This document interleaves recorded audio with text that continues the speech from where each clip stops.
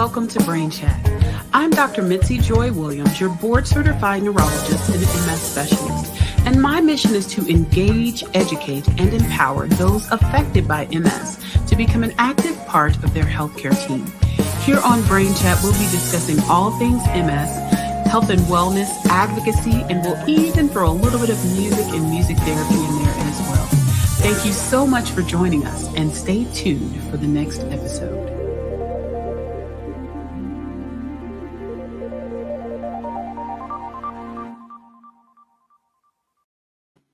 Hello, friends. Happy Monday and welcome to Brain Chat. I'm Dr. Mitzi, your board certified neurologist and MS doc, and I am so excited to be back with you all tonight with one of my super friends, Mindy Eisenberg.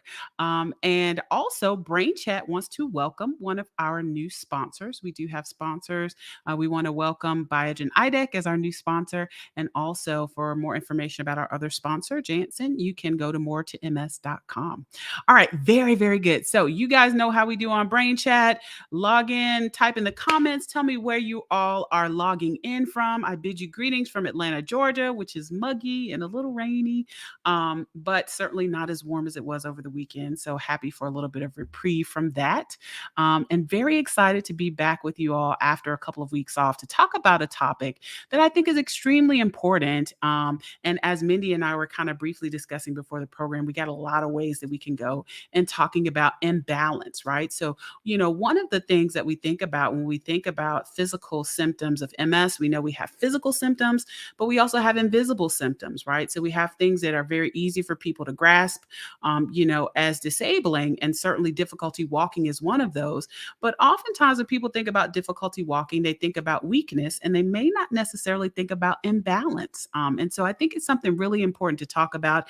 And I think that also in thinking about imbalance, we can think about imbalance in terms of walking as well as imbalance in terms of our emotions. I mean, there are lots of things that can be imbalanced, not just for people living with MS, but for all of us in general. So I think there's a lot for us to learn, and I'm looking forward to an amazing discussion with Mindy Eisenberg, who is the founder of Yoga Moves MS. She is no stranger to Brain Chat, and I'm going to bring you in the stream, Mindy, so we can get the party started.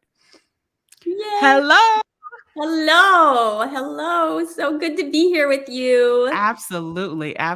It is absolutely my pleasure to have you back on Brain Chat and talk about, a topic that I think is really important, but also, to spend some focus on yoga, which is something that I talk to my patients about constantly, almost at every visit.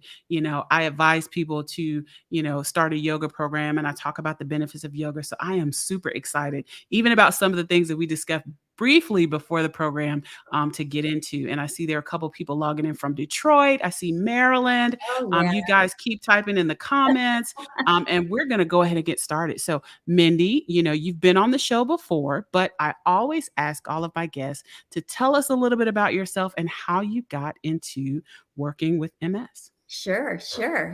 So I was a hospital administrator after I graduated and transitioned.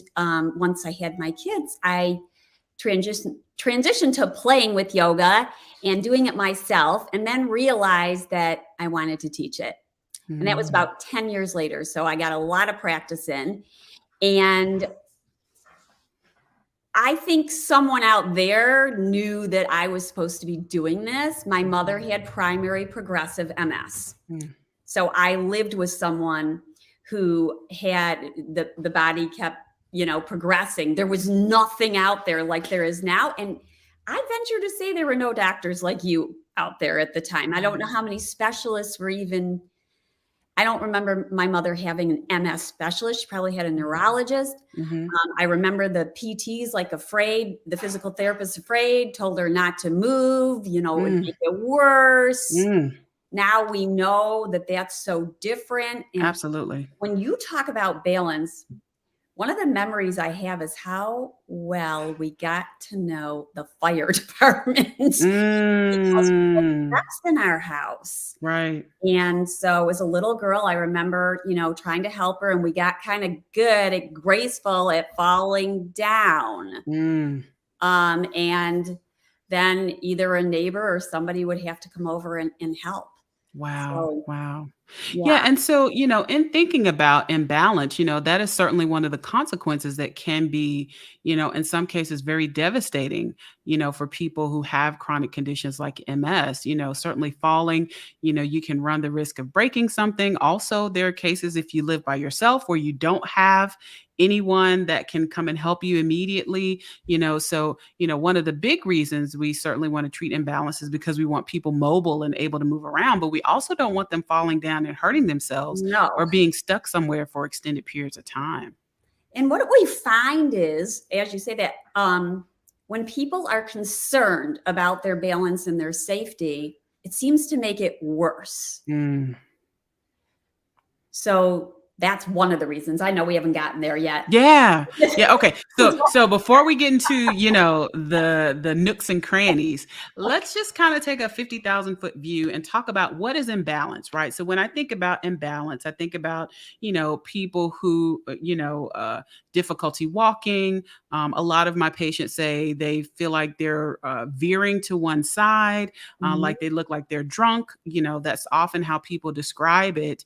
But there are a couple different things that help us to be able to be balanced. So certainly vision helps us being able to see where we're going. Also our inner ear, can help us. And those who've ever had, vertigo or things like that know that if their inner ear is off, that balance is going to be off. And then something else that helps us is our ability to kind of know where we are in space, or something called proprioception, so being able to feel. So if I have people who have numbness or tingling or lack of sensation in their feet, their balance can also be off as well. And then, of course, there's damage to certain parts of the brain, like the back of the brain called the cerebellum, which can cause something called ataxia, where people are just kind of off balance and either veering to one side or just can't, be able to walk a straight line. So what do you think of, or what are the most common things that you hear from people when they talk about imbalance?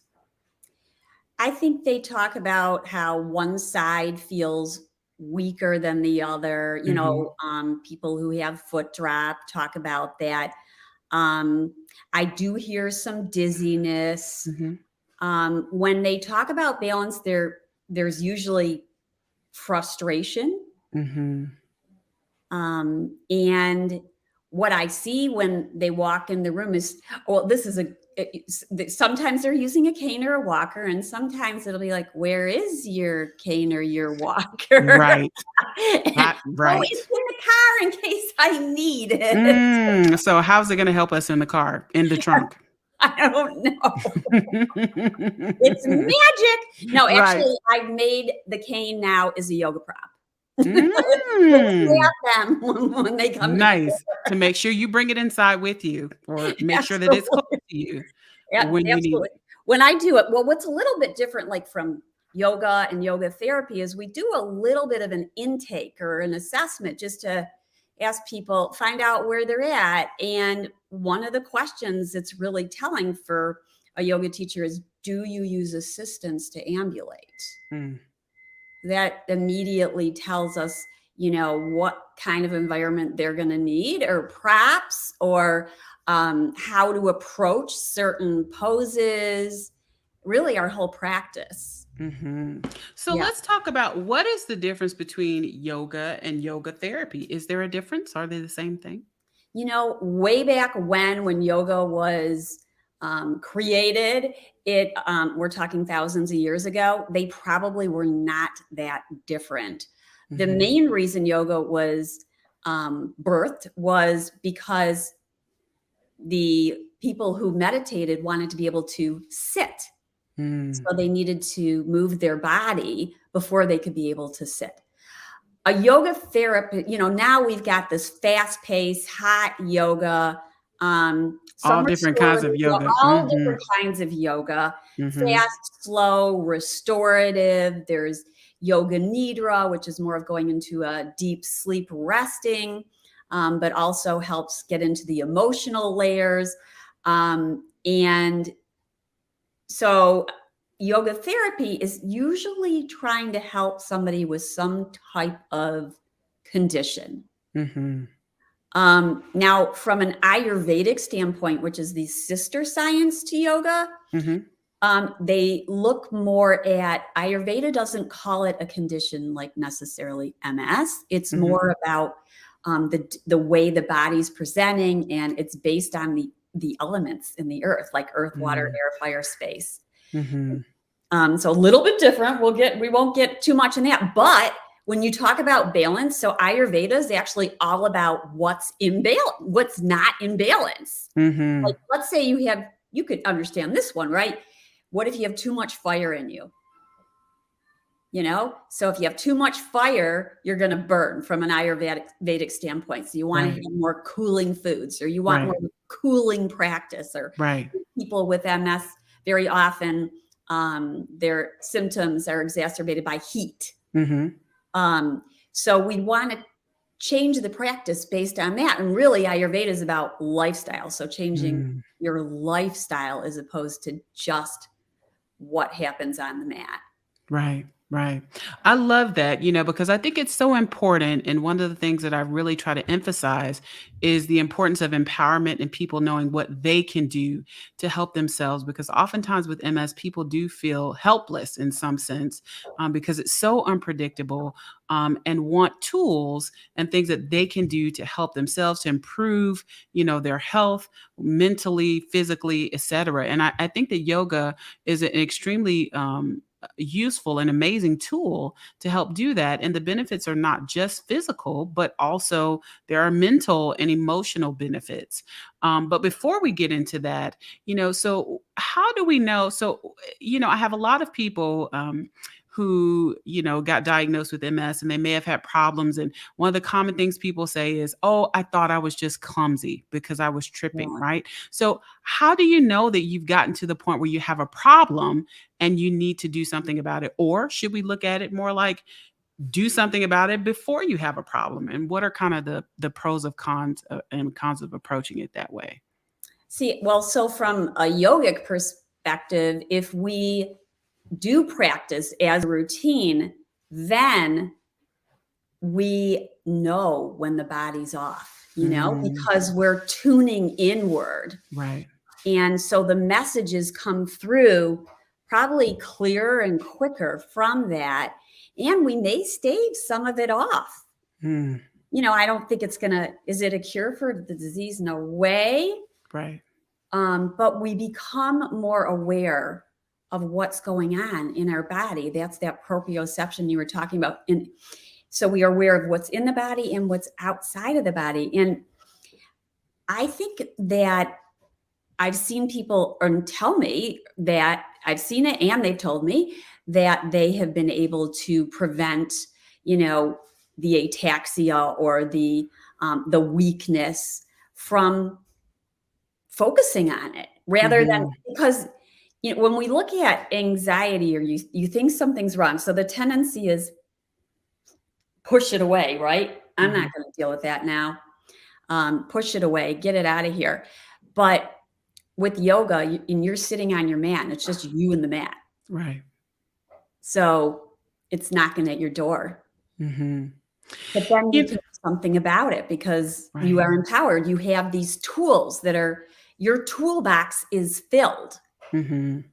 Yeah. And I think that, that is extremely important. And one of the things that, I've been looking into myself is this concept of what we call pre-habilitation, right? I'm sure you may have heard of that, right? So when people get ready for surgeries, let's say if somebody's getting ready to have a knee surgery or some type of orthopedic surgery, a shoulder or something, basically they want you in the best condition possible before you have that procedure, right? So you're trying to work out to the best of your ability, build that muscle mass, etc., so that when you reach that point where you have that insult or that trauma that happens, you're in better condition so that hopefully you won't fall down as far, or it'll be easier for you to bounce back up. And so that's one of the ways that I look at, doing things proactively, like doing yoga programs, etc., before you get into trouble, because we want you to be functioning as best you can, so that if you do encounter, an issue, you already kind of have some of those tools, as you said, in your toolbox to be able to combat that. What are your thoughts about that? I think that the more tools, we have, and with yoga, you can build different, neuroplasticity, right? Those neural pathways. And because there's so many poses and we can vary them in so many different ways, you're really preparing your body. I know that if I start my day, it's kind of like prevention, right?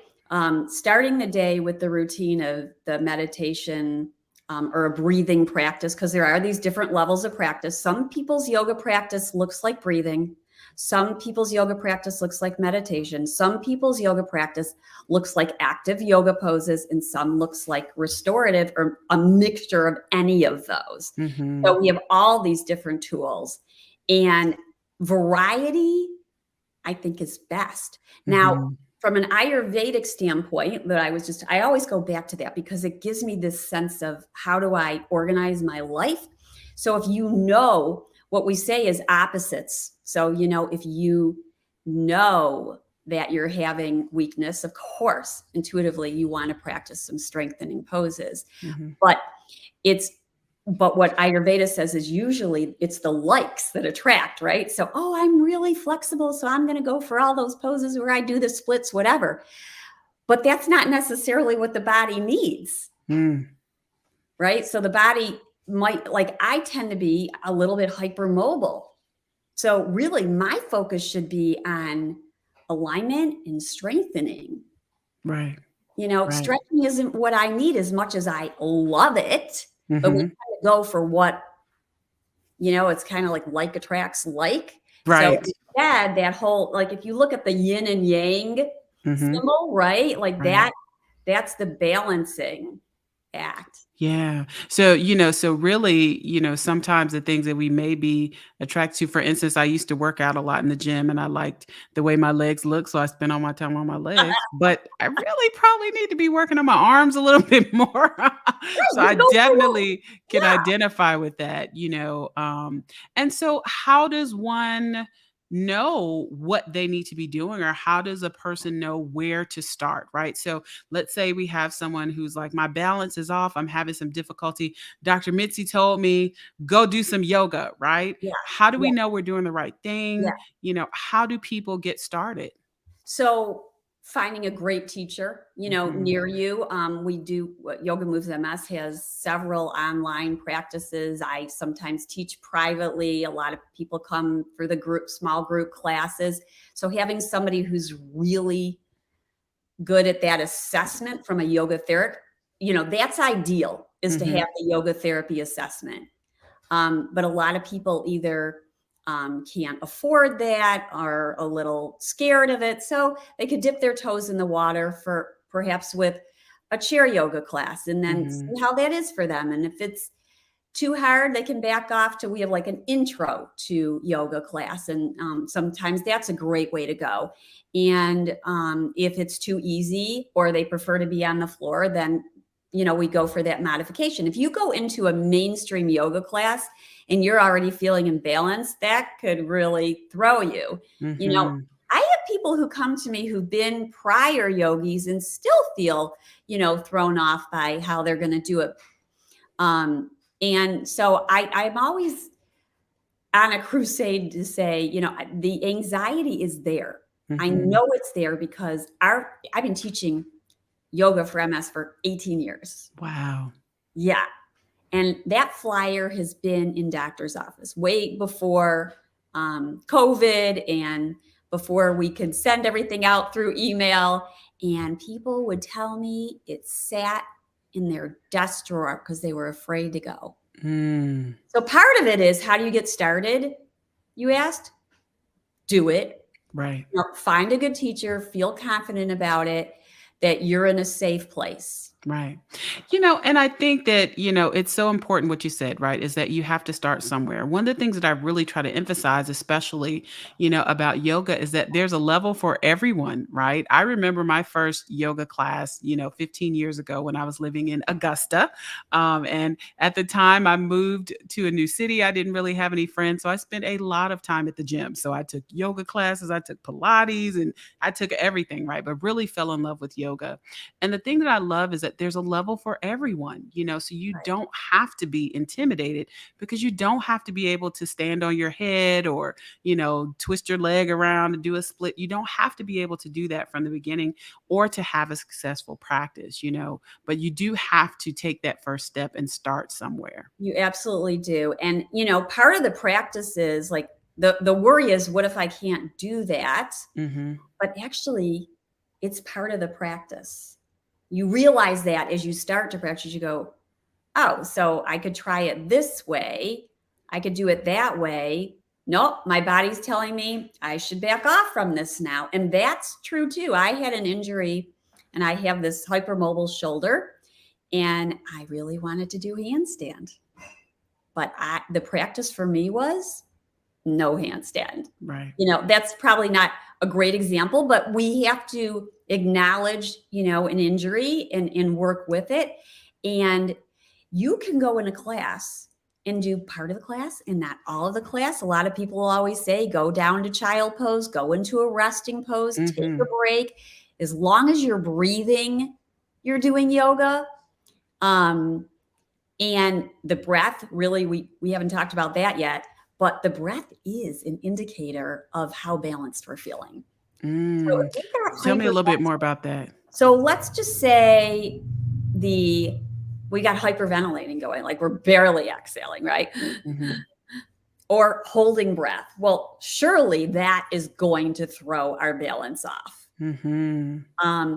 So when we have an even inhale and an even exhale, that's more of, we're going to feel more in balance. And so the breath practice alone can change the way we feel. We almost always start the class, and that's where you could start with a breathing practice. And let's say your inhale is longer than your exhale. Like sometimes it's holding the breath and there's barely any exhale. So we, over time, try to get those even. And it just kind of happens as a body. It's not like you have to force this to happen. The body's got this intuitive power too. So you start focusing on your breath and the body starts to even out very often, just by focusing on it. People love the invitation to focus on their breath. And I find, not everybody wants to close their eyes right away, because that's nice too. I find that many people do, but they love the invitation to, we live in such a busy world, to find an anchor with the breath. But then other people are afraid, right? So we got that other, they're afraid because they're afraid they're going to lose their focus. So let's talk about that. Yeah. So let's talk about that, right?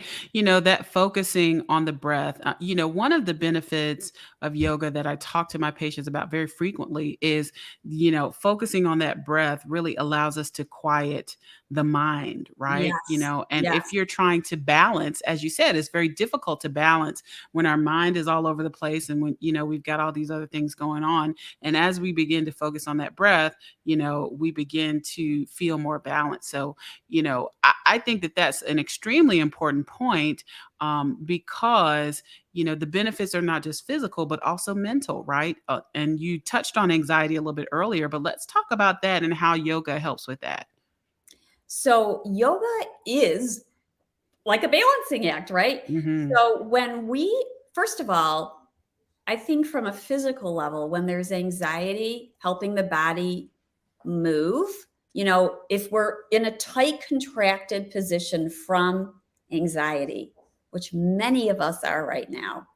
So opening up and letting that energy kind of lengthen out or vacate, right?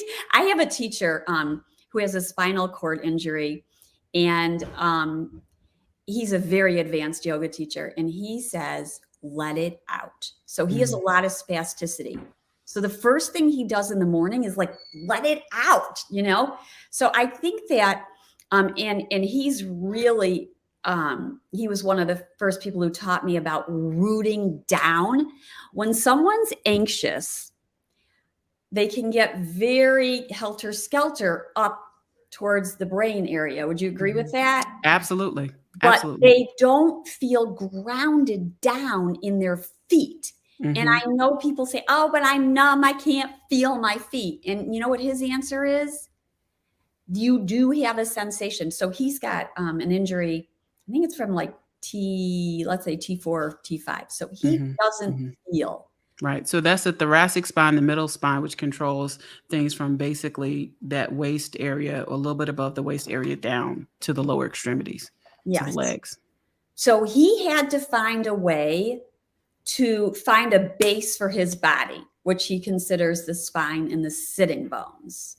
And so, but it's also, it is the spot, for him, it is rooting down through the sitting bones in a chair. And he will take his hands and press them into his thighs, which has, if you're seated and you push your hands down into your thighs and your feet are touching down to the earth, that helps you to root and press down, because there's all this helter-skelter energy in our world with, and especially when the anxiety is it's energy that's all over.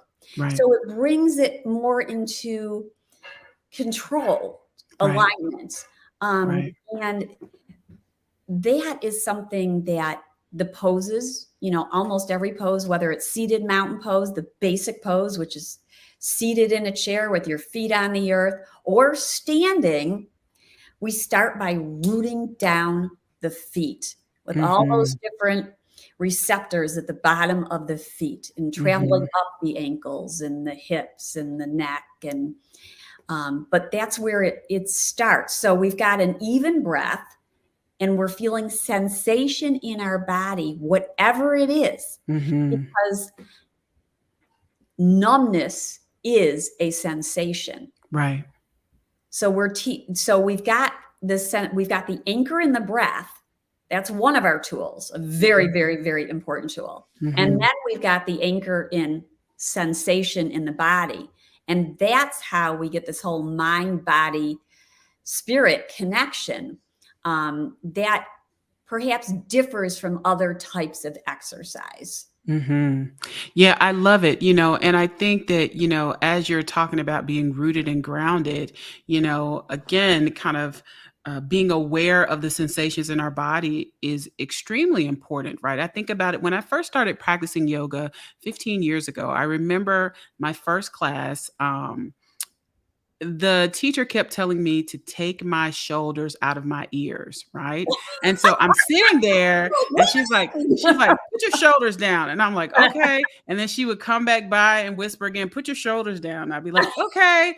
But I didn't realize that I was walking around like this all the time, right? Yeah. And so, being aware of where your body is in space, right? The benefits are not just while you're doing that practice, but throughout the day, right? As you're aware of where you're on space, I can now say, oh my God, why are my shoulders up in my ears, right? I can do that even if I'm not doing yoga at the time. So when you have that consistent practice, it benefits you, throughout other aspects of your life, even when you're not doing it right at that moment. You realize your shoulders are at your I know. I was like, oh my God. More of it, and then you can drop them down. Exactly. And, sometimes there all this contractions going on. Almost all of us have, tension going on in the trap area and the neck area. Whenever I ask students, where do you want me to focus? It's so often the shoulder and the neck area. Right.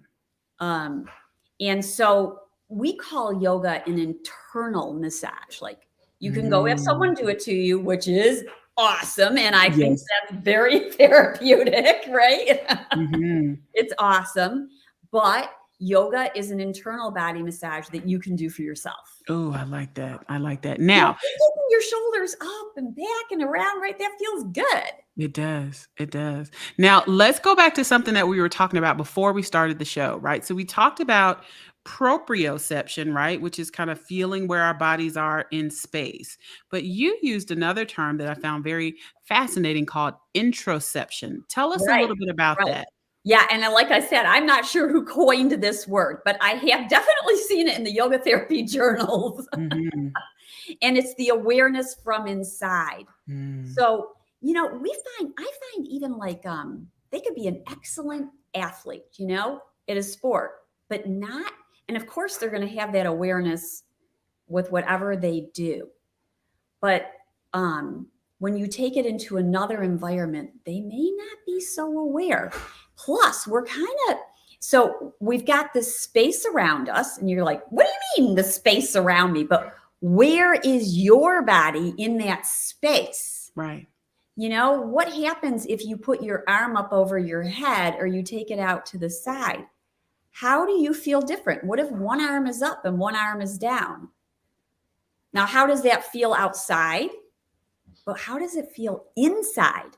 Inside, what's going on inside? What do you feel? Yeah. Absolutely. Yeah. Absolutely. And so Yeah. then you can really start to get into those nuances of, as you practice this, you start to notice and have a little bit more of familiarity with different muscle groups and how to move the body. And when we move, how does it hurt, right? People get carpal tunnel from sitting at the desk, right? That's one way they get it. And there's many different ways to get it, but the idea is that you don't notice it till you go to the doctor and they say, you say, my wrist is hurting. I don't know why. So we become more conscious of how we're holding our hands on the keyboard. So this is a more proactive way to become aware of which repetitive movements perhaps are causing some type of injury. And I also think of it as developing different neural pathways, because when we become more familiar with what's going on in the body in different poses, like if you're doing a big wide pose, like a triangle pose where the arms and the legs are wide and you're taking up space. So you're taking up space around you, like take it up, own it, right? Feel it. Yeah. And notice perhaps, is my weight, in an asymmetrical pose. So asymmetrical could be just one arm's up and one arm is down, right? So something where one side of the body's doing one thing and the other side's doing something else. You can become aware of this side's feeling a little bit heavier. This side's feeling a little bit lighter. This side feels like I'm rolling out on my foot, or I'm rolling in, or it feels like my ankle's gonna buckle. Or you become because yoga is focusing on the whole body, you become aware the bottom of your feet all the way up. A good practice, and it could just be a few poses, tunes you into the whole body. So that interoception is woken up. You're waking it up. A lot of people we don't, including me, we all have habit patterns. Yes. But when we have a practice like this, we become so much more aware of it. Like, oh, this chair is kind of low for me, or it needs more of a cushion to lift my hips up. Yeah. So my spine is taller. We become more aware of our posture. Yeah. I have horrible posture. I'm working on it, but when that word is like you say posture and people like, they look down like, oh, I don't want to talk about that. Until my back starts hurting. Then I'm like, maybe I need to talk about posture. Yeah. But I love that, right? So that awareness, right? Awareness of where you are in space, awareness how different movements affect your body, and one of the things that I think is extremely important, again, when we're talking about MS, we talk a lot about adjustment, right? So, we talk a lot about adjusting to new normals, but something that I also talk about is the fact that, our society kind of has this thought of no pain, no gain. You keep going till you pass out. Yeah. But if you do that with MS, you pay for it on the back end, right? So that awareness can also help you so that you won't just keep ignoring whatever that sensation is until it gets to a point where you're really in trouble. They're knocking on your door like, That's it. Exactly. You have It's to like, sit pay down, attention. stop it. You have Whatever you're to pay doing, stop attention. doing that and do something else.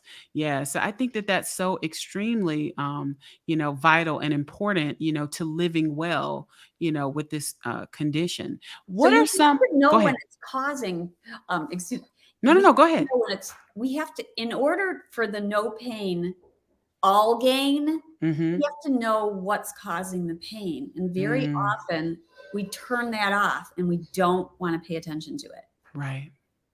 And so that's what this practice does. It says, oh, that's happening. And oh, if I adapt that, I'm not in pain anymore. I So love it it. can help alleviate or lessen some of Mm-hmm. the pain or prevent it from even happening. Right. So we know that yoga definitely is a benefit for imbalance, right? And then certainly people also can do things like traditional physical therapy in addition to yoga or other They exercises are with, sister sciences. I really yeah. feel that the OTs, the PTs, we are on the same wavelength. Hmm. Our approaches, our training maybe is it well, it's different, right? Like Hmm.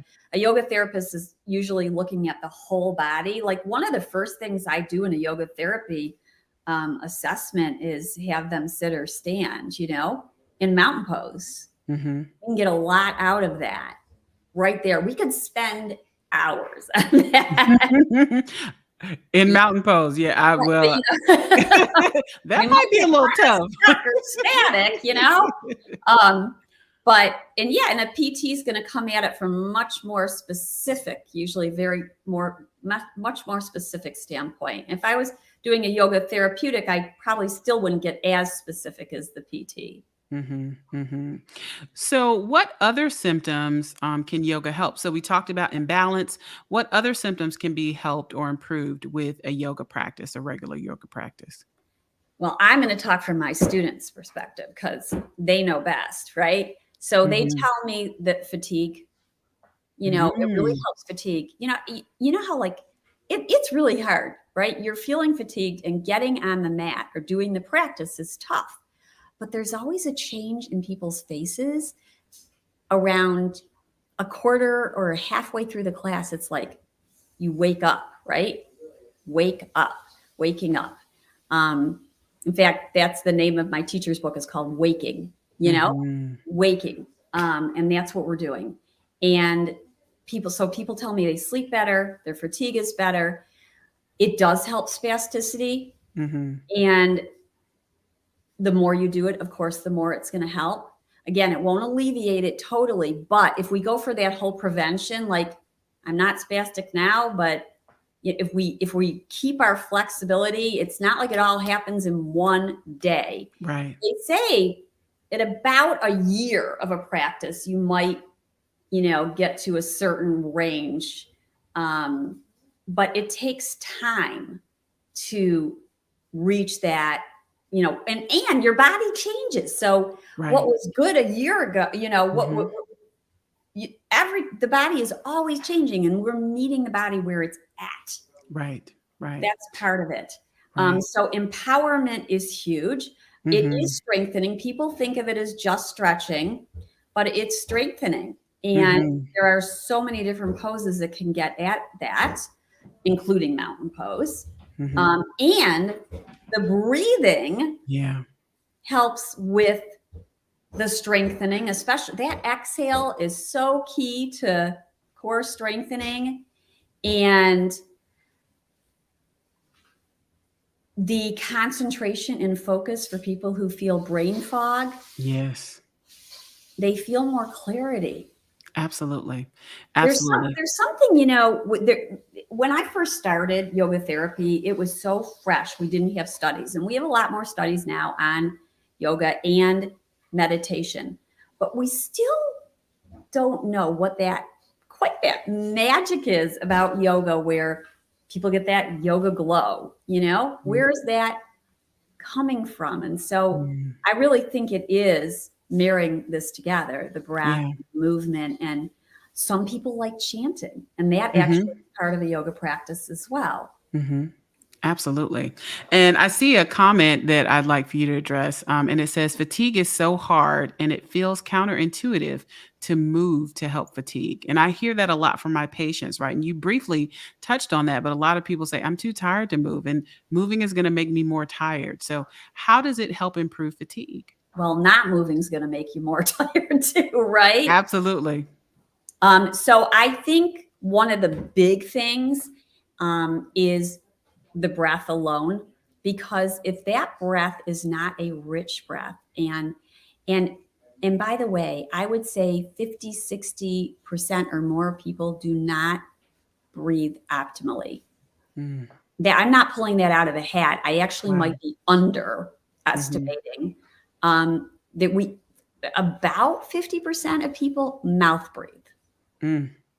Wow. So that will cause fatigue. I know that might not be the answer they were looking for, but breathing an optimal breath through the nose, a deep breath or a low breath, the belly breathing, that alone can change our energy level. Movement is medicine. I used to stay away from that, but since I'm talking to you, I figure, Yes. We talk about medicine, so we talk about, approved medications, but we also talk about movement and music and other types of medicine. So definitely. Yes. So, you mentioned music, putting something on. The chanting could be a way to start. The breathing could be a way to start. I think sometimes what's fatiguing is talking ourselves into actually doing it. So and if the fatigue is overwhelming, how about 1 or 2 poses and start there? This doesn't have to be big. Sometimes just taking your arms, now they might not fully go up over your head, but to your range of motion, that alone can change how you feel, just taking your arms up over your head.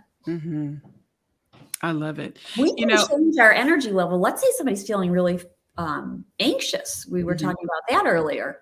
So that might be more of a restorative pose, or very often a forward fold. So flexion, where the torso and the spine are coming towards the legs.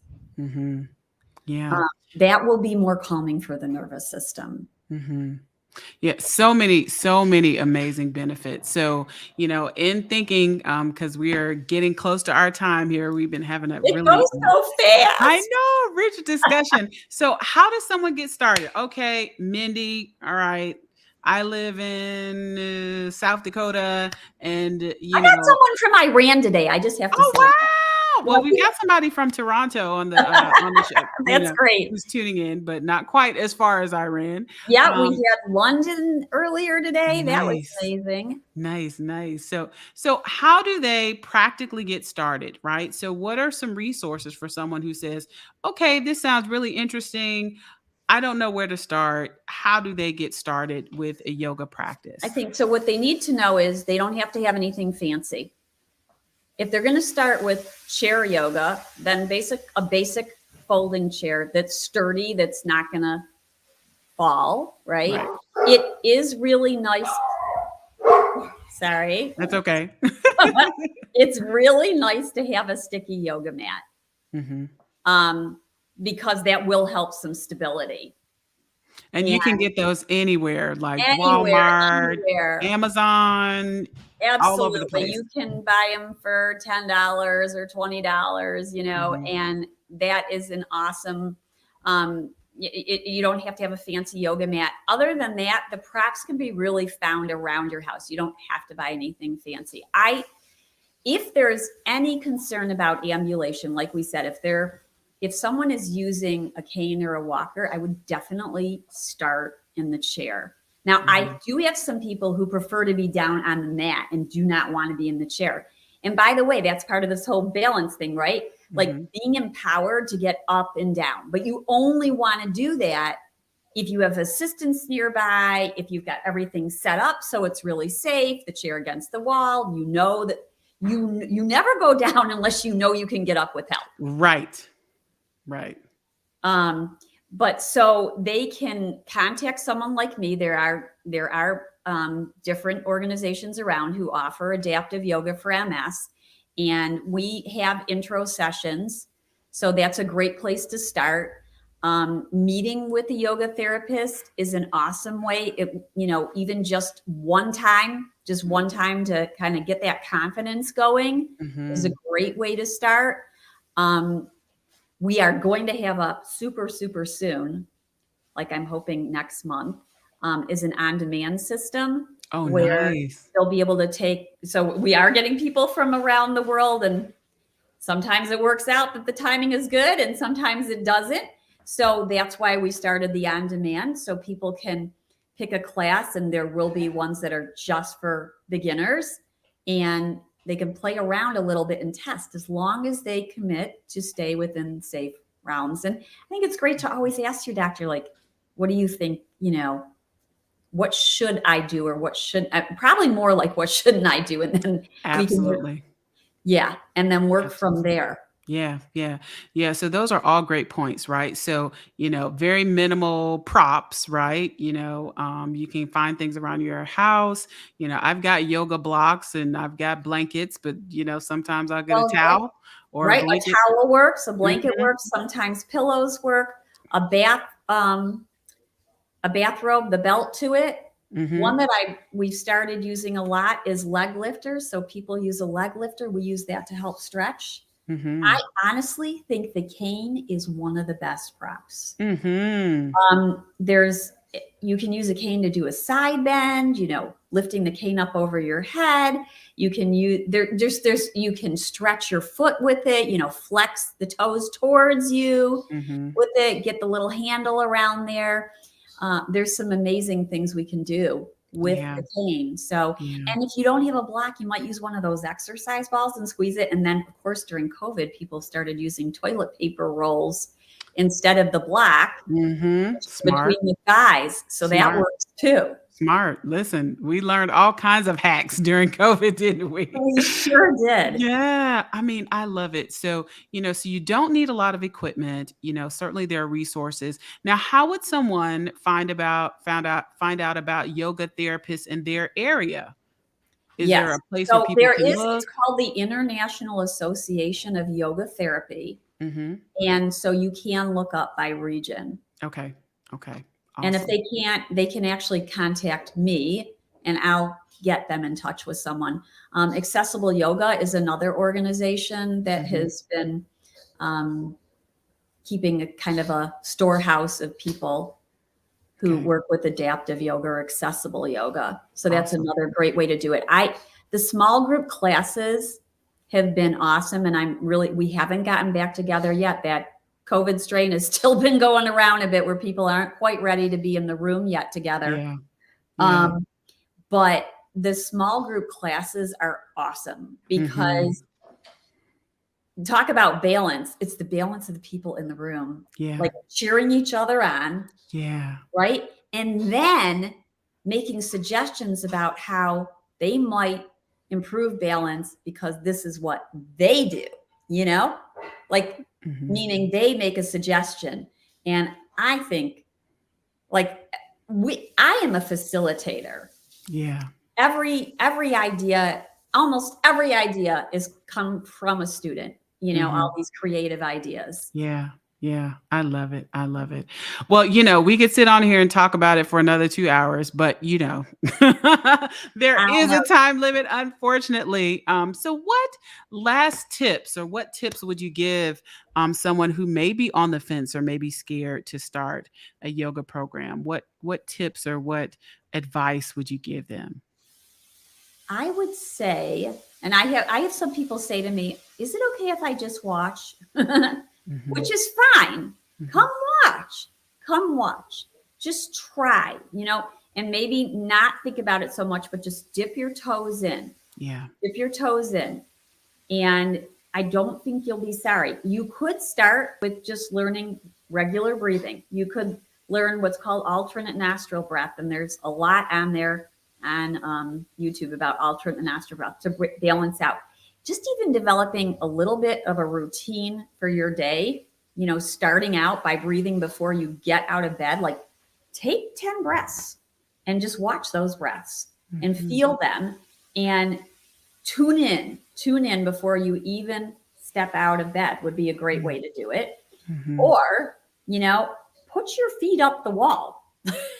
So in bed, if your bed is against a wall, or put your feet up on the chair, or put your feet up on a stack of pillows in bed, and feel just the restorative of your feet going up. Mm-hmm. Because what we're trying to do is actually turn ourselves kind of upside down and sideways in yoga. So just try some. Who was it who said, try something you are scared of every day? Was that Eleanor Roosevelt who said? It may have been. Is try something you're scared of every day. And Mm-hmm. I always tell my kids, and like, let's get rid of the word try. Let's just do it. Let's just do one pose. How about one stretch? See how it feels. If you feel pain, let it go a little bit. Release it. Go back in, but do it the next time, maybe 50% or even 25%, and then inch up, because it is no pain, all gain. Just know this should feel good. Right. And if they go to a place where they don't feel good afterwards, they're in the wrong place. I love that. I love it. So tell everyone where to find you and your amazing yoga programs, Mindy. Oh, thank you. So yogamovesms.org is where they can find me. And we do have a great team of teachers, and they can email me. I am always open to emailing, or they can message me on Facebook, of course, or Instagram. And it's Mindy, MINDY, at yogamovesms.org. I do have these like adaptive yoga cards in the book. So if someone is more of that, would be where they could start too. But I don't suggest it. There are people though, who are really want to see the pictures and they want to read the instructions before doing it. So if that's the kind of learner that you are, I kind of was that way too, like to grasp something. I had to know everything about it before I felt like I knew anything. Yeah. That's a possibility, but we just look at, something simple. These adaptive yoga cards can be a way too. And they're on my website, but really I think the best place to start is with a foundations class. And we call it Ask the Yogi. Like, come and just ask questions. Like, make yourself more comfortable. So Mindy at Yoga Moves MS. They can text me. My number's on the site. I'm very easy to get a hold of. I love it. Well, thank you so much for taking your time and sharing your expertise. And I know that so many people have gotten lots of things. I see the comments populating that people are, loving the information. And thank you so much for coming to spend time with me on Brain Chat. Thank you so much. I mean, so namaste.